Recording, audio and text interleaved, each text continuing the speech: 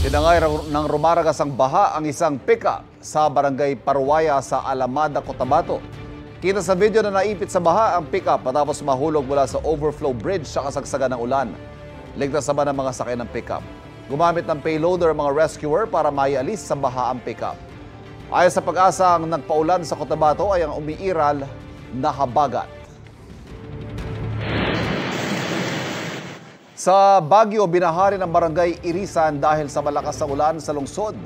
Sa lakas ng agos, halos matumbang ilang motorsiklo. Umabot ng 1 oras bago tuluyang humupa ang baha. Ramdam din na malakas na ulan sa Lawag, Ilocos Norte. Sa bayan ng San Nicolas, binahang ilang kalsada. Sa bayan ng Bintar, malalaking tipak ng bato at lupa ang bumagsak sa kalsada sa Pallas Valley, dulot din ng malakas na ulan.